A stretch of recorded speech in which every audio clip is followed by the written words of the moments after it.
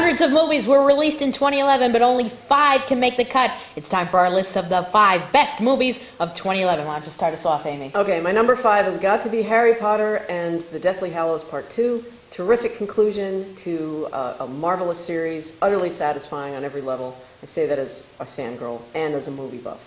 Number 4 is Bill Cunningham, New York, which is a marvelous documentary film by Richard Press about this gentleman, this older gentleman in New York City who goes around taking photos for the New York Times. And it's just an unexpectedly sweet portrait of an unusual man. Number 3 has got to be, for me, The Descendants, which is Alexander Payne's comedy drama. I would say it's dramedy. That's good. It's a drama with touches of comedy, starring George Clooney as a grieving widower-to-be coping with his children in Hawaii. A very touching, unsentimental film.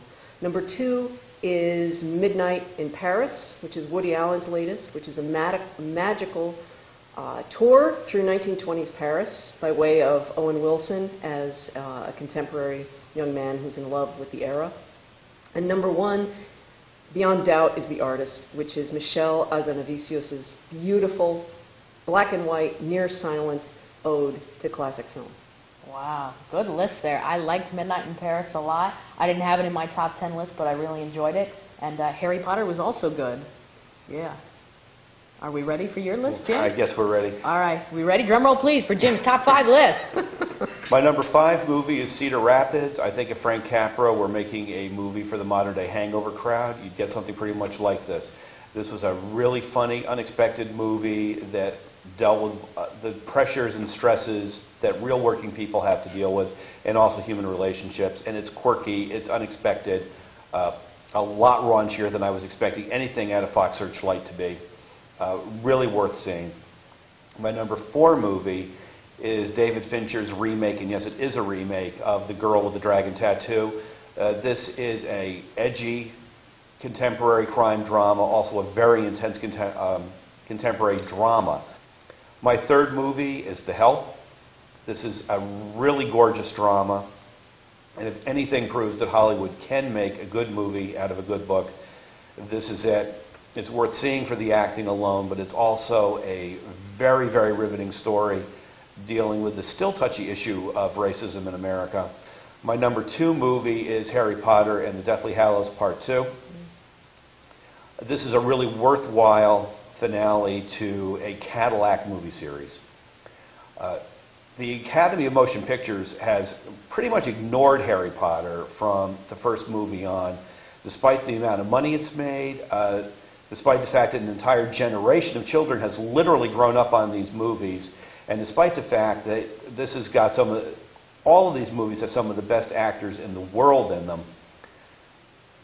It's never been an award winner. That may change this time around.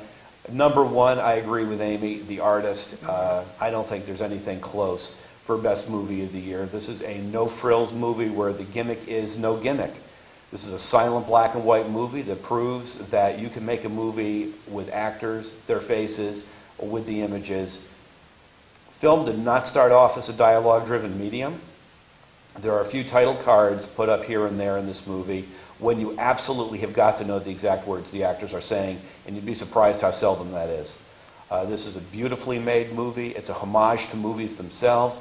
It's a drama. It's a comedy. It's a love letter to the entire form of motion pictures, and the biggest surprise of the year.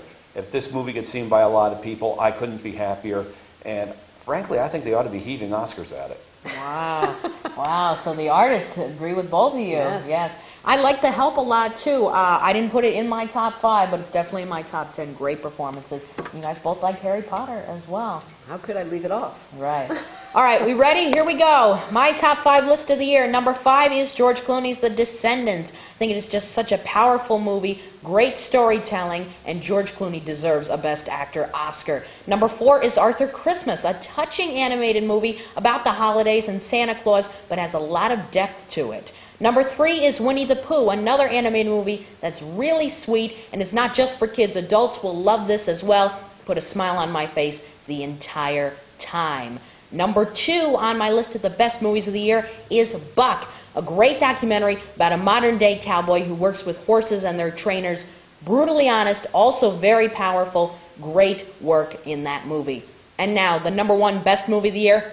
I gotta agree with both of you guys. Oh my God. The Artist is the best movie of the year. The earth just shifted. That hasn't It's happened all just year. so beautiful, so well made, and it also does prove that you can make a silent black and white movie and have a great story, wonderful storytelling, wonderful performances in this movie. I agree. I just thought it was so clever. The dog was even well written. That's how good this movie is. Great It is a good direction. dog. Nice And I homage, like yes. the way you said well written, because it's a spectacular screenplay, and Yes. yet there's almost no dialogue, except Right. what you read in the title cards. Title It just goes cards. to show that writing a terrific screenplay has more to do with, well, with more than the Yes. dialogue. It's And not James just, Cromwell from Yeah. Babe is in it, and John Goodman, a Yeah. very talented cast. I hope this gets Oscar consideration and Best Picture consideration, so, too. because it's just great to watch. I really love this movie. I came out of it thinking, wow, that was amazing. Just fantastic. So we are all in unison, and rarely when we come out of movie screenings or we talk beforehand do we agree, but finally for once we all agree that The Artist is absolutely the best movie of 2011.